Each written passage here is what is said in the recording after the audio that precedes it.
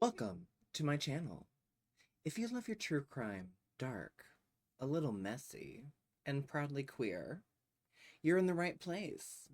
And while you're here, be a dear. Hit that like and subscribe button and share it with someone who also lives for the drama. This is LGBT. Let's get back to talking. I'm Nico. Around here, we tell stories about queer lives. The ones that ended in headlines, or never made it that far. Some were victims, some were villains, most were complicated. So, pour a drink, take a breath, let's get back to talking.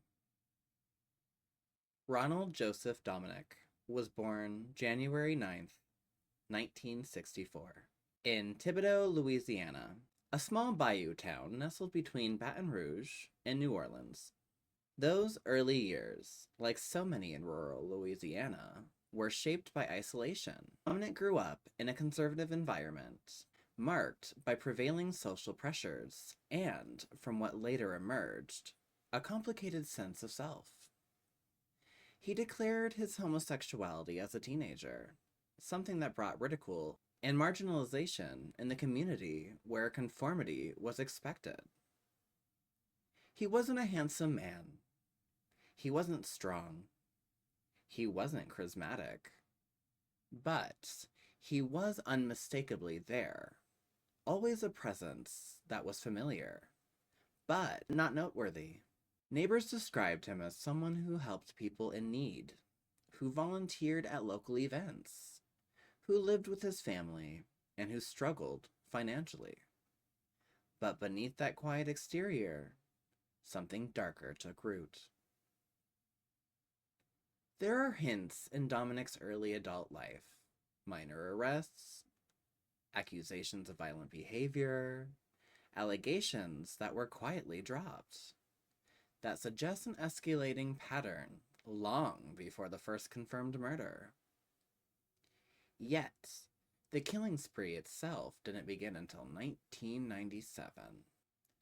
That summer, in July, the body of 19-year-old David Mitchell was found off a highway in Hanville, Louisiana.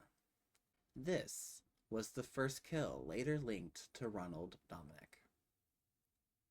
It wasn't until years later, when Dominique confessed, that investigators confirmed that this was the beginning of a decade-long series of murders perpetuated by a man known as the Bayou Strangler.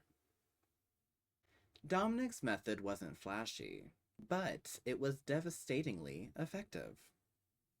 He targeted men, mostly young, mostly vulnerable, and often homeless or struggling with addiction.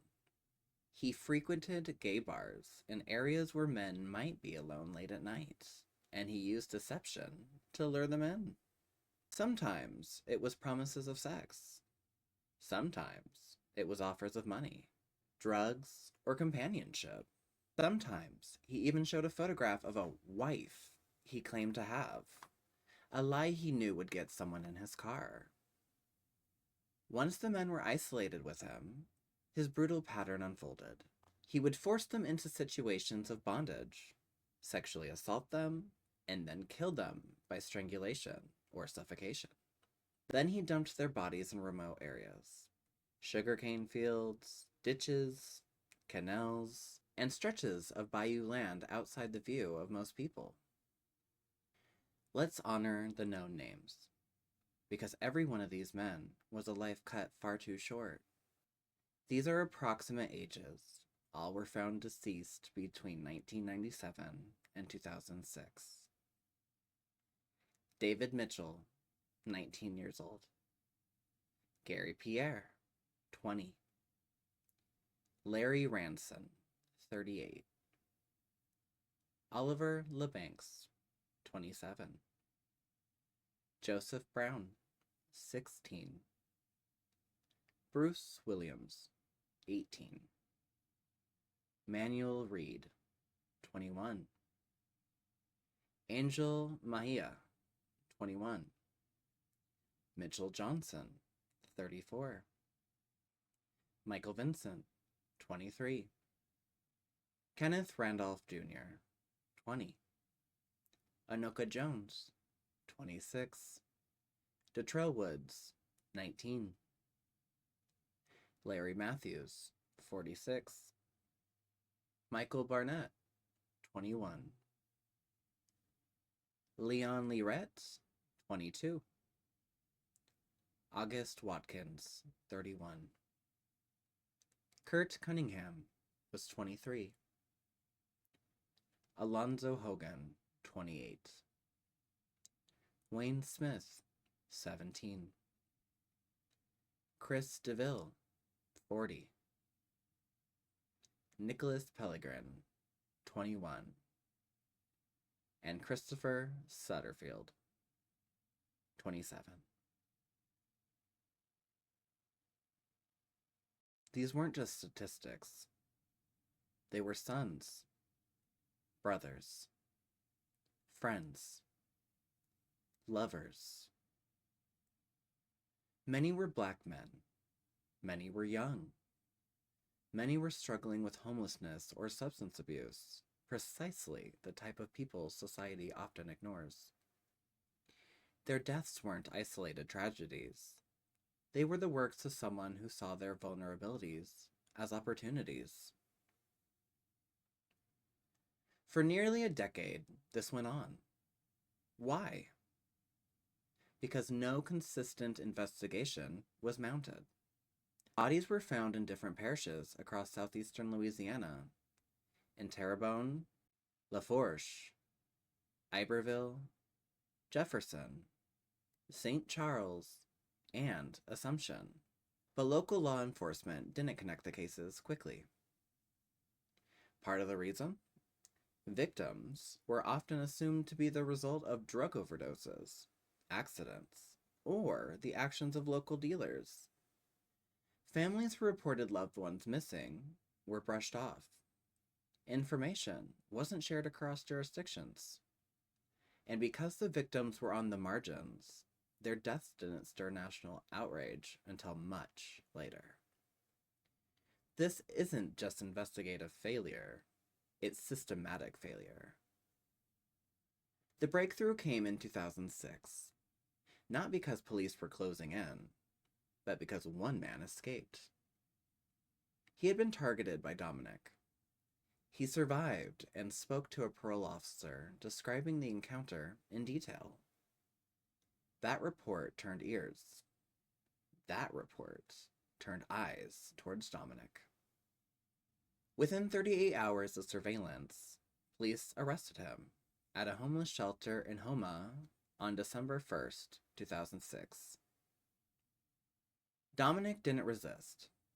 He confessed, not to 1 or 2 murders, but to 23.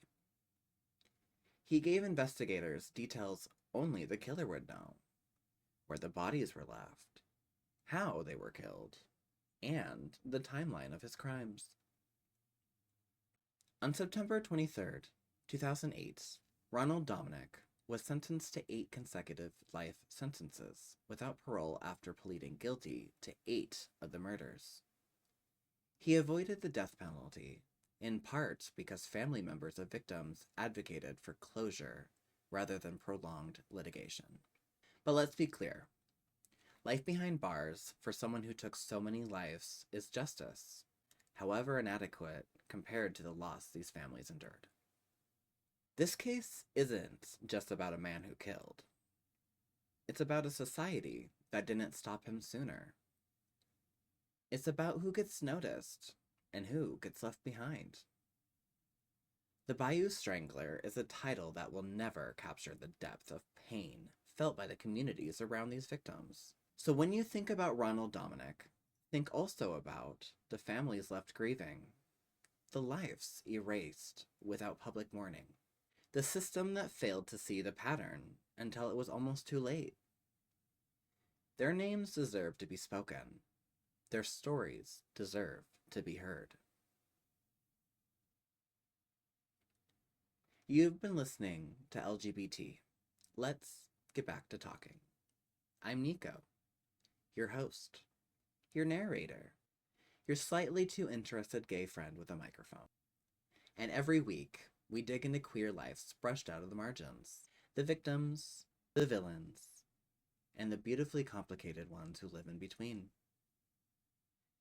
If you like tonight's story, go ahead and follow, subscribe, and leave a comment. Or just whisper into the void. I hear everything. Until next time, pour a drink, take a breath. Let's get back to talking.